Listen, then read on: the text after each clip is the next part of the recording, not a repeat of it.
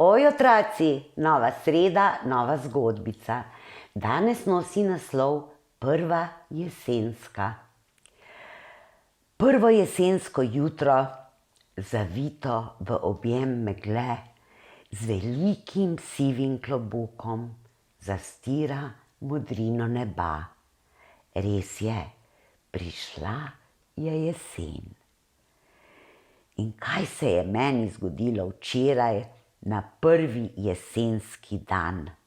Srečala sem tetko jesen.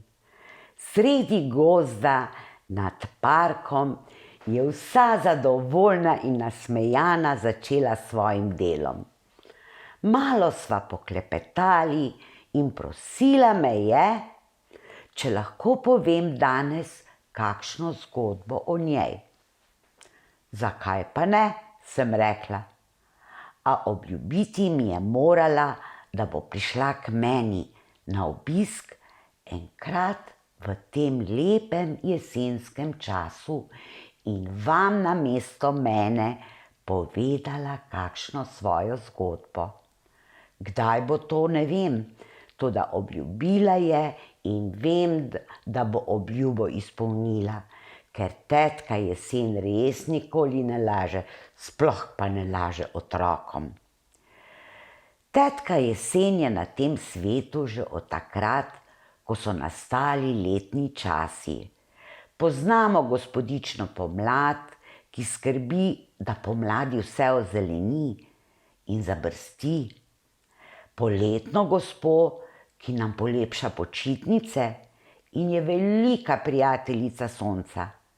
Poznamo babico zimo, ki umiri naravo, natrosi sneg in poskrbi za živali po zimi. In seveda tetko jesen, ki se je vrinila med poletje in zimo. Tetka jesen je kot slikarka, ki barva naravo pred našimi očmi v čudovitih jesenskih barvah. Na svoje delo je strašno ponosna. Spodbuja živali, da se pripravljajo na zimo in jim pri tem tudi pomaga. Pokaže jim, kje so dozoreli še posebno veliki lešniki in orehi, obiskuje osamljena strašila na praznih poljih, obiskuje ptice, ki se selijo proti jugu in poklepeta s tistimi, ki ostanejo doma. Prav za vsakega ima prijazno besedo. Njena glavna naloga pa je spreminjanje narave v jesenske barve. Rumeno, oranžno, rdečo, rjavo. Kadar privabi še sonce, okoli nas vse barve zažarijo. Pri svojem delu pa ima kar nekaj pomočnikov. Ob jutrih ji pomaga megla, tako kot danes zjutraj. Največkrat ji pomaga veter. Veter zna biti zelo nagajiv in včasih zapiha ravno takrat, ko konča z barvanjem listov na kakšnem drevesu. Ko veter zapiha med veje, strese vse listje na tla in drevo se začne čuditi svojim golim vejam. Ampak tetka jesen se zaradi tega sploh ne jezi, ker se tako na tleh stke prekrasna jesenska preproga, ki tako prijetno zašelesti pod našimi nogami. Kadar pa je veter še posebno nagajiv, se igra z listi in jih dviguje iz stav, da plešejo okoli dreves, kot da bi se poslavljali od svojih vej vse tja do pomladi.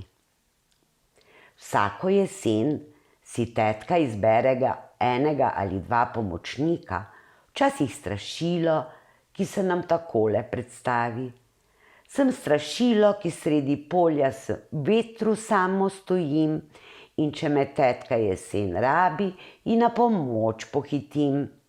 Včasih je miška, ki pravi tako, da zanjo je najlepše takrat, ko s tetko po svetu se klati in ji pomaga lahko. Kadar bučo izbere, se pa veselimo vsi, ker okoli sebe buča bučnice trosi, ker ve, da s tem otroke razveseli. Še veliko drugih pomočnikov ima, a povedati vam moram še to, kaj pa najbolj tetko jesen razjezi. Razjezi jo to, če babica zima prehiteva in natrosi sneg, preden tetka jesen konča s svojim barvanjem. Takrat se malo spre z babico zimo, ko pa ji ta v opravičilo pove, da ni mogla več zadržati velikih snežnih oblakov, polnih snežink, in da so se jih otroci zelo razveselili, se je njena jeza takoj razblini. Takoj pozabi, da ni dokončala svojega dela. Ker če so veseli otroci, je vesela tudi tetka jesen. Tako, otroci, to je bilo nekaj malega o tetki jeseni.